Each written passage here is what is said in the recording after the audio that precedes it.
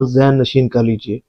دیکھیں، جو شخص اپنی آنکھوں کی حفاظت نہیں کر سکتا، وہ کبھی بھی اللہ اور اس کے رسول صلی اللہ علیہ وآلہ وسلم کا قرب حاصل نہیں کر سکتا، وہ کبھی بھی اللہ کی معرفت حاصل نہیں کر سکتا، وہ کبھی بھی نیک انسان نہیں بن سکتا، اور وہ کبھی بھی روحانی طور پر مضبوط نہیں ہو سکتا۔ اس کی روحانیت کبھی بھی ترقی نہیں کر سکتی۔ یہ یاد رکھ لیجئے گا۔ یہ جو بد نگاہی ہے نا، یہ روحانیت کو اتنی بری طریقے سے ڈیمیج کرتی ہے کہ جس کا آپ اندازہ بھی نہیں کر سکتے۔ اتنا زیادہ روحانیت کو نقصان پہنچاتی ہے کہ جس کا آپ اندازہ بھی نہیں کر سکتے۔ اس کا دنیاوی نقصان پتہ ہے کیا ہے؟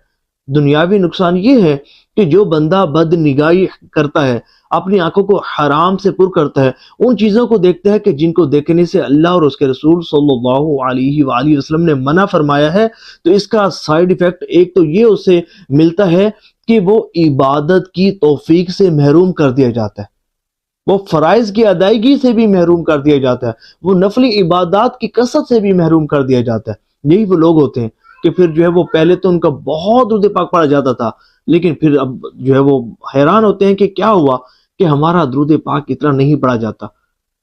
تو یہ کیوں ہوتا ہے؟ یہ بد نگاہی کے سبب ہوتا ہے، اور عبادت کی توفیق تو محروم کر دیا جاتا ہے۔ اگر عبادت کی توفیق مل بھی جائے بندے کو، تو عبادت کے خشوع و خضوع سے محروم کر دیا جاتا ہے، عبادت کی حلاوت سے، عبادت کی لذت سے نہ ہی لطف و سرور محسوس ہوتا ہے۔ اور اخروی نقصان پتہ ہے کیا ہے؟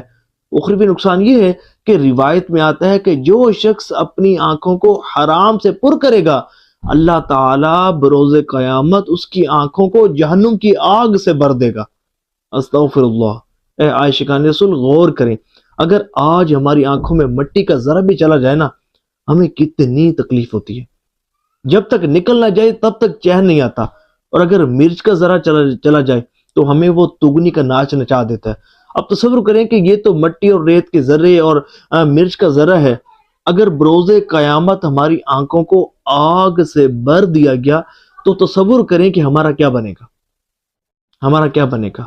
یقیناً ہم برباد ہو جائیں گے، اور بالکل بھی یہ عذاب ہم برداشت نہیں کر پائیں گے، اور اللہ کے عذاب کا کروڑواں حصہ بھی کوئی شخص برداشت نہیں کر سکتا۔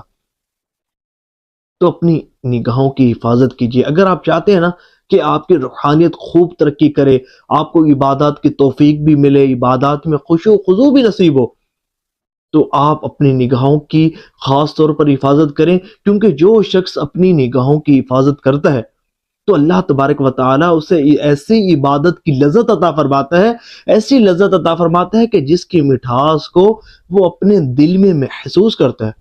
اور پھر فرمایا گیا کہ جس شخص کی نظر کسی عورت کے حسن و جمال پر پڑی اور اس نے اپنی نظر پھیر لی، تو اللہ تعالیٰ اسے عبادت کی لذت عطا فرمائے گا۔